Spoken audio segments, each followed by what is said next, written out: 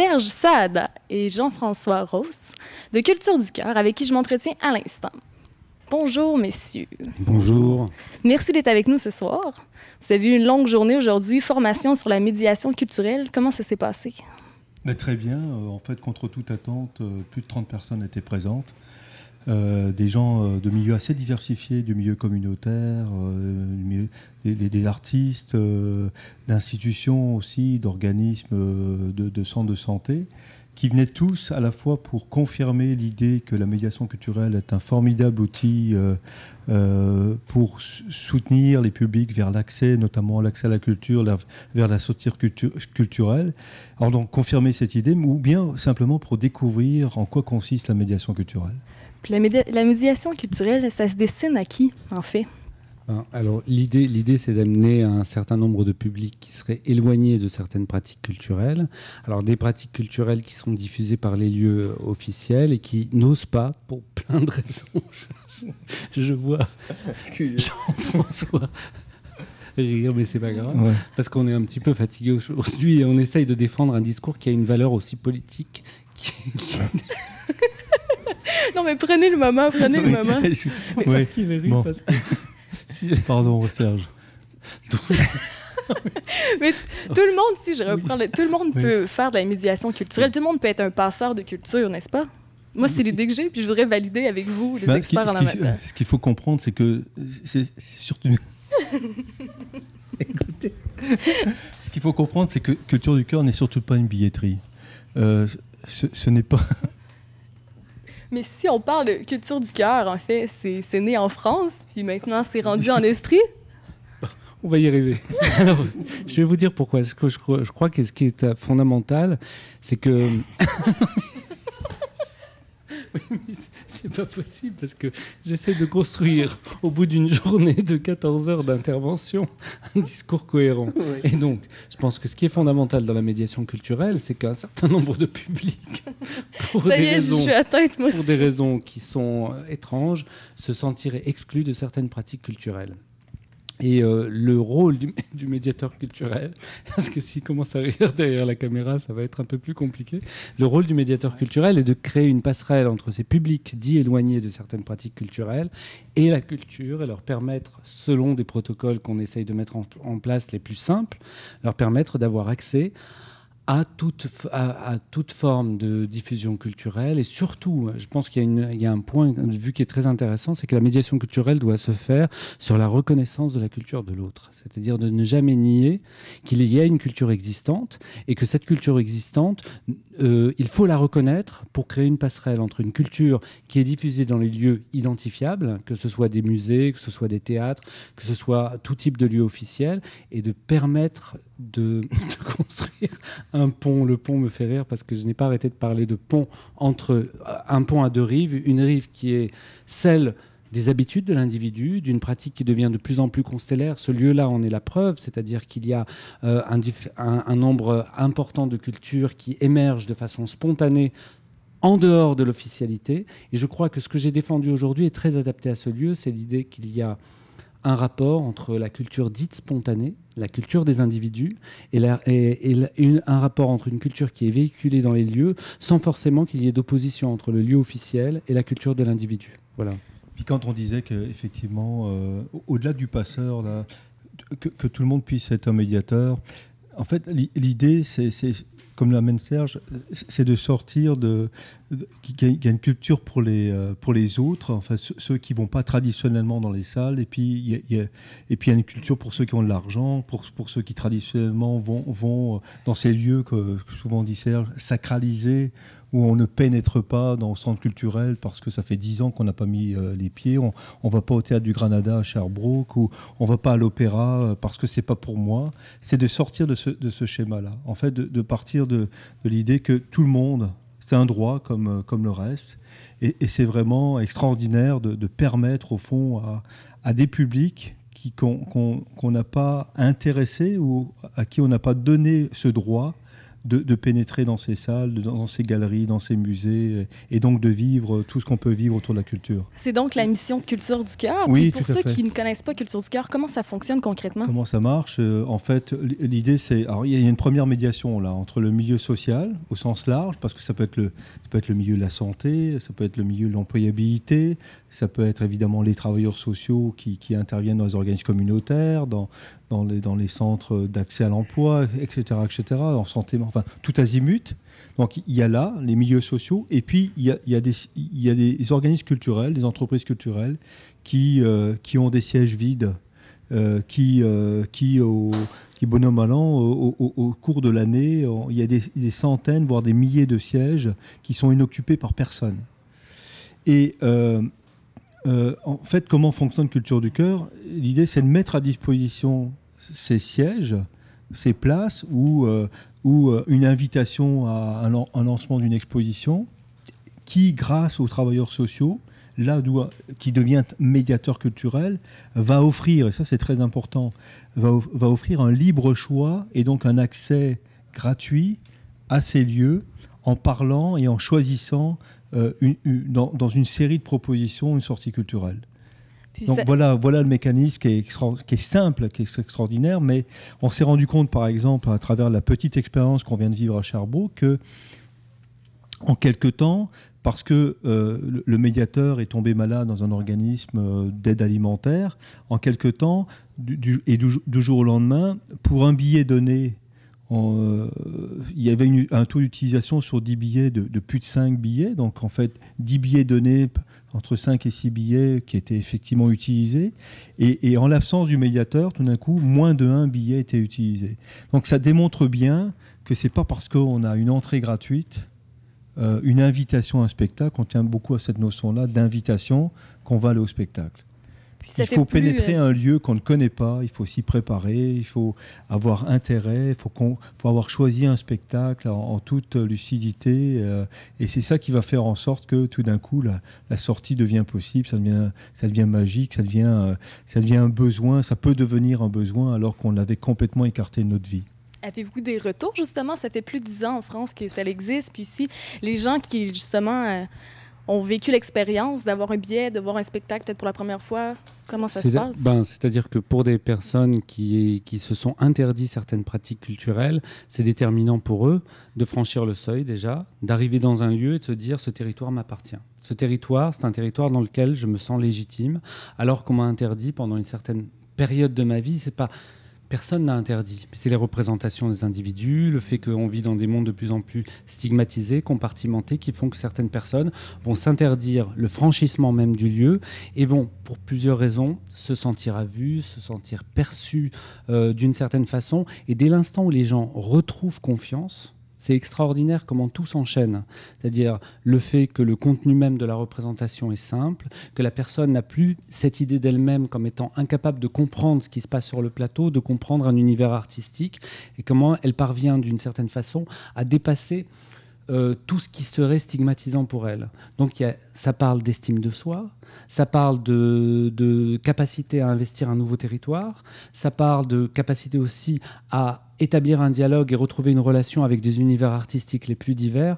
Et donc à ce moment-là, on voit comment la sortie culturelle elle-même est une phase de socialisation. Et comment, je dirais en quelque sorte, on travaille sur le vivre ensemble, on travaille sur le lien social, on travaille sur la capacité à la personne à retrouver une autonomie, à se remobiliser. Et donc on voit que moi je défends vraiment très précisément, j'essaye de défendre l'activité du spectateur comme une pratique en soi. C'est-à-dire que s'il existe un art de faire chez les artistes, il existe aussi un art de recevoir. Et que c'est dans l'élargissement de cette palette du spectateur, de cette pratique du spectateur, qu'on peut parler à un moment de parcours d'émancipation personnelle à travers les multiples spectacles qu'on va voir dans une vie, finalement. Et c'est ce qu'on essaye d'offrir, de proposer aux spectateurs, tout en ayant conscience que la gratuité ne suffit pas. Qu'il faut accompagner cette gratuité, et l'accompagnateur de cette gratuité, c'est le médiateur.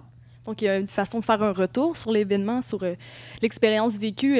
Tout à fait. Non seulement on va choisir librement parmi une panoplie de propositions, mais ensuite on va se donner l'occasion d'en parler, soit individuellement avec le médiateur, avec d'autres, mais aussi en groupe, là, de parler de différentes expériences culturelles, de sorties qui se sont réalisées. En fait, pour ajouter aux propos de Serge, c'est vraiment la perspective de citoyenneté, hein. C'est de se dire que ça va être l'idée, enchâssée dans une loi en France, c'est l'idée qu'après l'alimentation, le logement, en fait, des besoins primaires, le droit à la culture est aussi un droit comme les autres.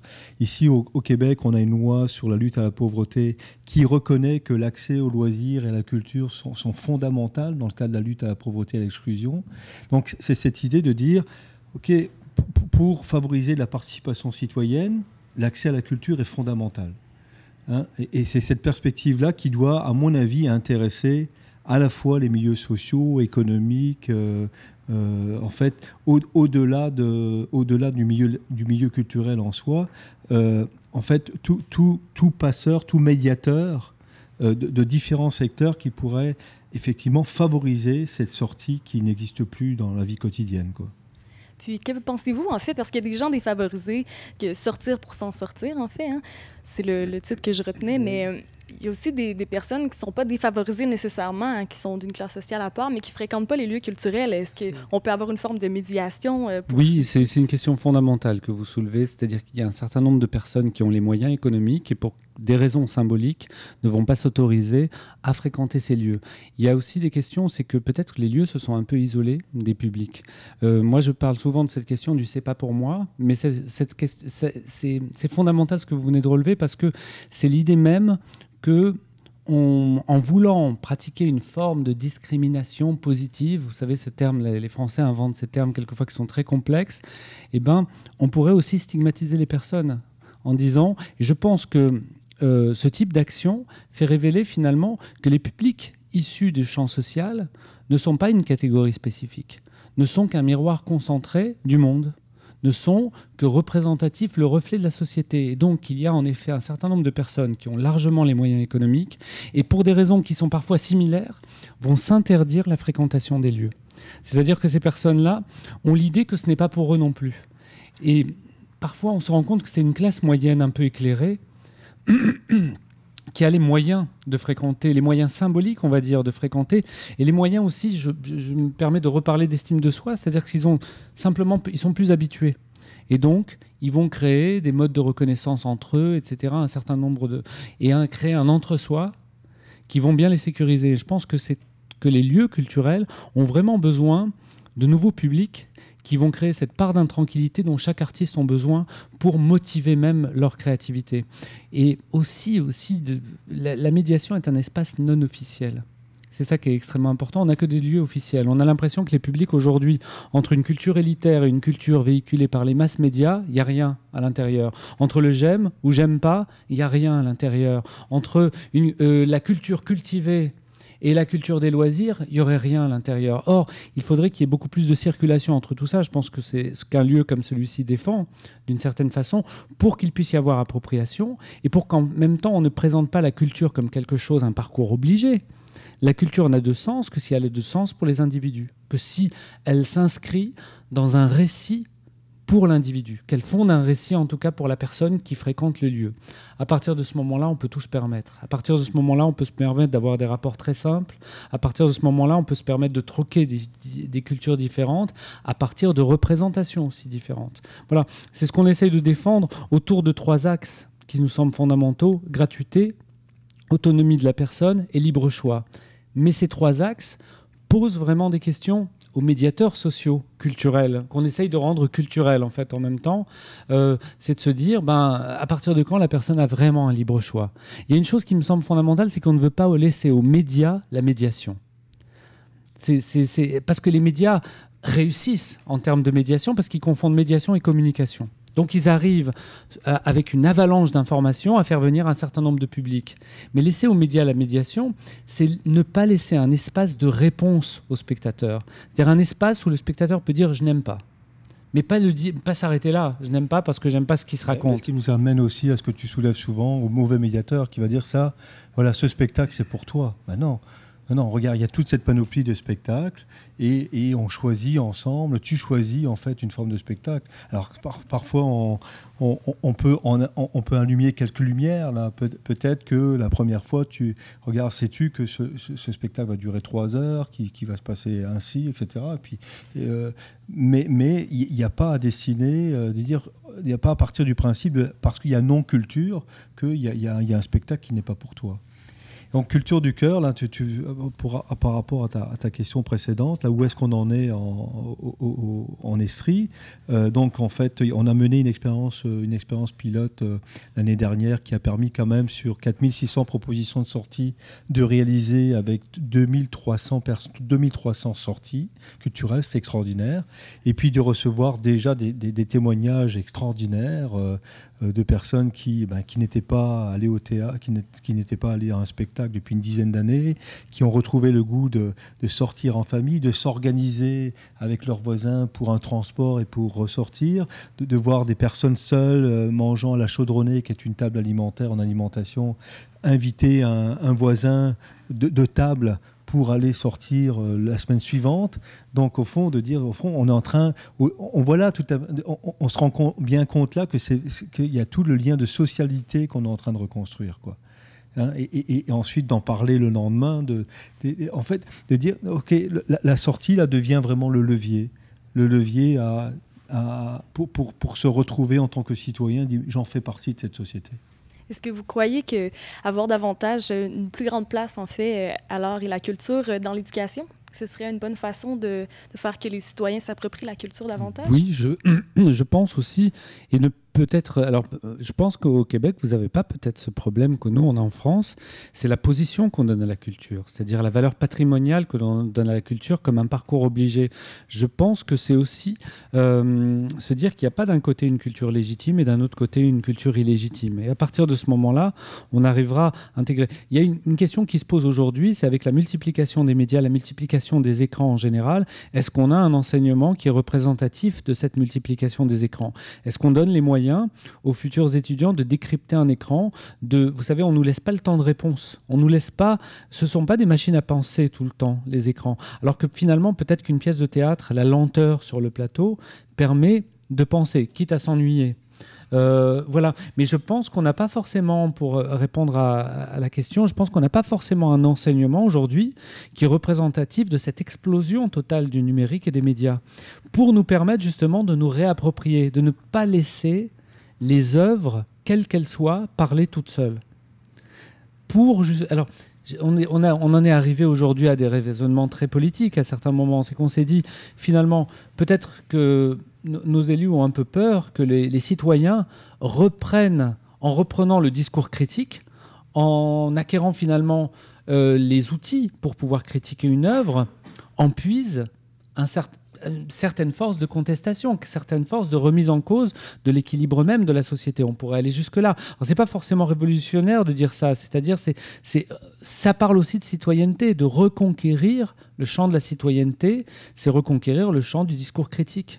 Mais discours critique, quand vous posiez la question sur l'image, par exemple, je pense que discours critique, c'est arriver à parler de la forme, simplement. Se dire à un moment, voilà, je n'aime pas forcément cette forme, je ne vais pas juger uniquement le contenu en me disant ça ne me plaît pas, mais je vais dire tiens, je trouve que c'est pas très éclairé, je trouve que là c'est pas forcément intéressant. On a parlé des chefs-d'œuvre cet après-midi, on s'est dit un chef-d'œuvre c'est quelquefois quelque chose qui empêche de penser parce qu'il a été pré-pensé par un certain nombre de discours critiques. Est-ce que j'ai le droit de dire la Joconde est trop sombre? Est-ce que j'ai le droit de le dire? Parce que c'est un chef-d'œuvre, voilà. Il faut absolument l'idolâtrer. Mais pour revenir aux écoles, c'est évident que dans les écoles, les jeunes, les enfants ne font pas assez de sorties culturelles. Oui, et nos gouvernements doivent vraiment donner les moyens assidus pour qu'il y ait plus de sorties. Moi, je veux dire, j'ai le cas de mes enfants qui sortent pas à l'école et j'en reviens pas. Au-delà de ça, ce que peut avoir comme contribution Culture du Cœur, c'est d'envisager en dehors des périodes scolaires, moi je crois beaucoup, parce qu'il ne faudrait pas non plus désinvestir la responsabilité de nos gouvernements à justement investir dans les écoles, à la fois sur les pratiques culturelles, mais aussi sur les sorties culturelles. Ce qu'on pourrait envisager avec les Cultures du Cœur, à Culture du Cœur, c'est en plus dans des écoles qui n'ont pas qui par leur fondation étant en milieu défavorisé, qui n'ont pas les moyens de lever des fonds, d'envisager des sorties culturelles toujours en dehors des heures, avec les parents. Et donc, encore une fois, autour du plaisir, les écoles réclament beaucoup l'investissement des parents pour la réussite des jeunes. À l'inverse, on se rend compte que ça ne fonctionne pas ou pas beaucoup. Et voilà une autre façon de se dire, mais au fond, au lieu de demander tout le temps aux parents qui s'investissent sur le cursus scolaire, est-ce qu'ils ne pourraient pas nous accompagner à une sortie professeur, cette fois-ci, qui accepte aussi en dehors des heures scolaires, de dire on va se faire une sortie dimanche ou jeudi soir avec les enfants de l'école dans une salle de spectacle. À la Une autre façon. À la bibliothèque, à un vernissage, une exposition. On parlait avant, aujourd'hui il y avait deux responsables de lieux d'exposition qui disaient mais quand est-ce qu'on fait partie de Culture du Cœur et puis qu'on vous invite au vernissage? Demain, la semaine prochaine, là, bientôt. Je les seconde. Oui, c'est ça. Je crois que très brièvement, la question de la relation gratuite se pose, simplement. C'est de mettre un petit peu de gratuité dans nos relations à certains moments et de créer cet espace privilégié qui est celui d'un temps et d'un espace qui serait consacré au questionnement et à la relation, simplement. Je pense qu'il manque un certain nombre... Il manque ça, on vit dans un monde qui est frappé d'immédiateté. C'est-à-dire qu'on a l'impression qu'il faut une réponse utilitaire ou une évaluation systématiquement à ce qu'on fait. Donc, nous, on réfléchit beaucoup à ces questions-là, c'est-à-dire de ne pas inscrire forcément une réciprocité avec les publics. Bien évidemment, la question de la sortie culturelle pose la question de qu'est-ce que ça nous a apporté. Mais peut-être qu'on ne veut pas l'inscrire tout de suite, cette idée de qu'est-ce que ça nous a apporté. Le médiateur culturel n'est pas que l'intermédiaire entre les œuvres et le public. Le médiateur culturel, c'est quelqu'un qui peut mettre en place un projet culturel à long terme, intervenir pendant, intervenir après, intervenir plus tard. Et ça, c'est intéressant parce que on se dit médiation, j'ai entendu beaucoup au Québec, ça m'a beaucoup fait rire, il y a une chicane quelque part. S'il y a médiation, le médiateur, il ne va pas essayer de résoudre notre rapport à l'art. Je l'ai beaucoup dit aujourd'hui. Il ne va pas essayer de faire en sorte qu'on établisse une chicane avec la Joconde. C'est-à-dire qu'il ne va pas se dire ça y est, j'ai résolu mon rapport à Picasso, c'est bon, c'est réglé. C'est pas ça l'objectif. C'est de se dire que la question, elle reste ouverte. Et je crois qu'il y a un gain de liberté pour l'individu si on fait du spectateur un spectateur-interprète. En ne forçant pas pour autant l'interprétation ou la réciprocité. Un médiateur, on parlait du médiateur qui dit va à l'opéra, c'est bon pour toi, c'est pas très bon. Mais le médiateur qui dirait alors, qu'est-ce que tu as ressenti? Qu'est-ce que ça t'a fait, ça? Immédiatement, on réintroduirait des réflexes scolaires, on réintroduirait des réflexes d'évaluation des connaissances. Je crois qu'on a moins besoin aujourd'hui de connaissances ou de savoir que de conditions pour les partager. Voilà. Partager, c'est un beau mot pour conclure cette entrevue. Donc, je vous remercie beaucoup d'être ici pour parler de médiation culturelle. Merci, encore désolé pour le fou. Non, mais c'est la fatigue en fait. C'est-à-dire qu'à l'issue d'une journée de plusieurs journées de réflexion, etc., on essaye de remotiver le discours aussi, de trouver un ici et maintenant pour répondre un peu aux questions en fonction d'ici et maintenant. Et la fatigue entraîne une sorte de rire, quoi. C'est beau, c'est bien rire, c'est bon pour le stress, pour plein de choses. Donc, en terminant, pour vous rejoindre, en fait, pour en savoir plus peut-être sur votre livre que vous venez juste de lancer, un contact, une adresse Alors, web, merci à vous, c'est très gentil, c'est les éditions de la Tribu. Donc, il y a un site internet des éditions de la Tribu, c'est un éditeur toulousain qui publie des livres dans un esprit d'éducation populaire. Voilà, on revient sur la question de l'éducation. Et puis, il y a énormément de livres. Il y a le livre de Jean-Gabriel Carasso, Nos enfants ont-ils droit à l'éducation et à la culture?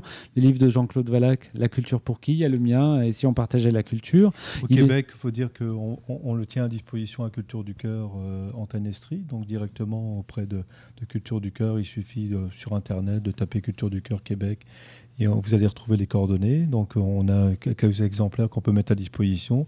Et puis sinon, sur le site Amazon, je crois. Hein. Oui, sur Amazon, sur Price Minister. J'ai vu qu'il y avait ce type de livre. c'est assez amusant. Et on essaye, bien évidemment, c'est aussi un choix. Cet éditeur s'accroche aussi, il faut le dire, parce que c'est un éditeur qui a eu un certain nombre de succès, mais les succès dans ce type d'édition, c'est 8000 exemplaires, pas plus. Donc, c'est un éditeur qui, dans un certain milieu, chez les étudiants, etc., est très bien identifié. Mais je pense que chaque édition est un acte de courage, en tout cas. Voilà. Bon courage. Mais merci à vous. Hein, merci beaucoup. Merci encore une fois. Donc, j'invite tous les gens à s'informer sur Culture du Cœur. Vous pouvez aller voir sur le web. Vous allez trouver facilement Culture du Cœur, un projet qui a débuté en France, mais qui est maintenant en Estrie.